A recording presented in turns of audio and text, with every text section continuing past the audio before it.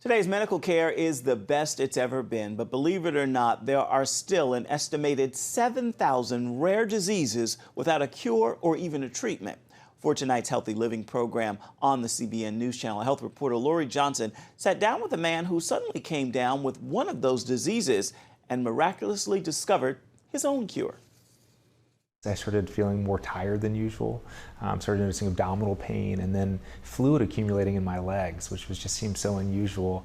Didn't know what it was, but I kept getting more and more tired, and so I took an obstetrics exam and took my written exam and went straight from my exam to the emergency department because I just knew something was wrong. I didn't know what, but I knew something really serious. And they did blood work and told me, David, your liver, your kidneys, and your bone marrow are shutting down. We don't know why. We need to hospitalize you right away. And how did you respond to that emotionally?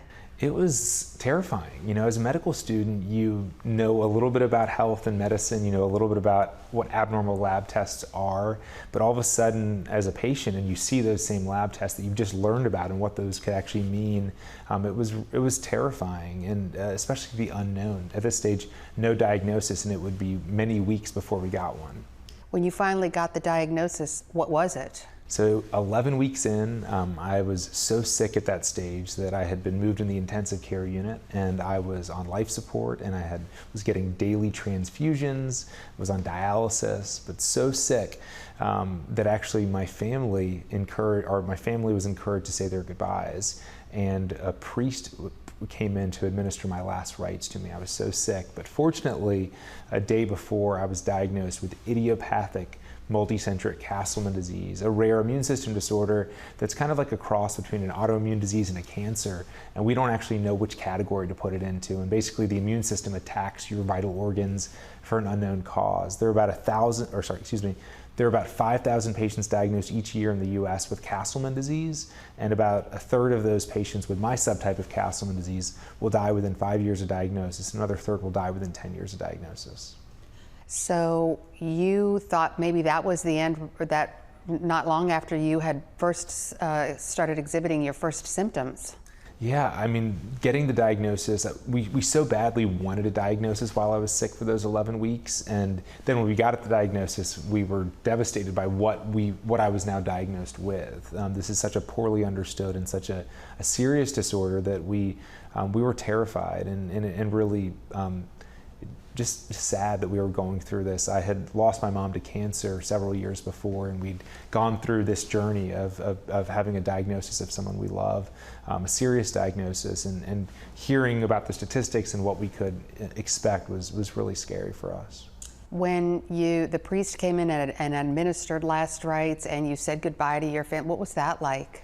So it was really scary for me. It was a time of for me, probably the biggest feeling that I had was as I looked back on my life. So, you know, now I've had my last rites read to me, I've said goodbye to my family. I was prepared in the sense that, you know, I had said those goodbyes, but then the next thing I did was turn to kind of reflecting on my life, you know, what I had done, what I hadn't done. And what I found was that I didn't regret anything that I had done in my life. I didn't regret anything that I had said. The things that I regretted were things that I hadn't said or things that I hadn't done and that I wouldn't be able to do. I had dated an incredible person named Caitlin before I got sick, and we had broken up just a few months before, and I thought we had all the time in the world. And I said, it's okay that we're not together. If it's meant to be, we'll get back together. We've got plenty time. And then there I was on my deathbed, and was fully aware that I didn't have more time, and I just regretted that I didn't make the most of the time that I could have had with her. I regretted that I wasn't going to, or I mourned that I wasn't going to be able to get married and have a family and experience those, you know, special moments.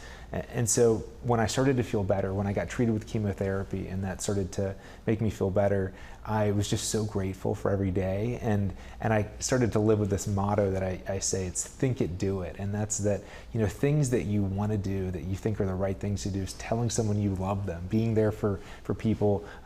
Don't talk yourself out of them. When you received your chemotherapy, you started improving, but then you had many setbacks, right? And that started you on your journey to figure out what was really wrong with you and really come up with your own treatment, right? That's exactly right. So just, first almost dying, getting a diagnosis, this was just the beginning. Just the beginning indeed. As it turns out, that man figured out that a drug already on the market for a completely different medical condition also helped him with his own. You can find out what he did and watch the entire interview this evening on our Healthy Living program. It begins at 9:30 Eastern. And of course, you can find that on the CBN News Channel.